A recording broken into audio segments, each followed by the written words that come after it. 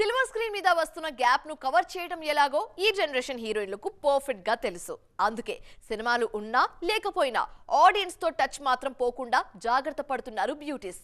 ముఖ్యంగా సినిమాలు డిలే అవుతున్న అందాల భామలు ఫ్యాన్స్ ను ఎంగేజ్ చేసే విషయంలో మాత్రం మరింత యాక్టివ్ గా ఉంటున్నారు.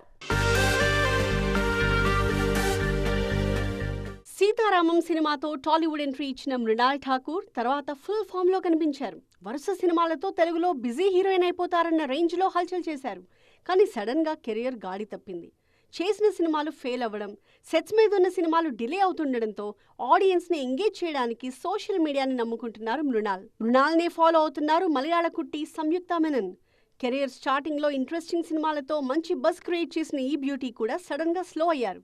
ముఖ్యంగా లేడీ ఓరియంటెడ్ సినిమాలు చేయాలన్న కోరిక సంయుక్త కెరియర్లో గ్యాప్కి కారణమైంది.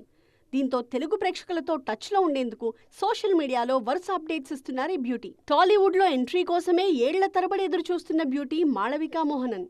ప్రభాస్ మూవీతో గ్రాండ్గా పరిచయం అవ్వాలనుకున్న మాళవిక కోరిక ఇప్పట్లో తీరేలా కనిపించట్లేదు.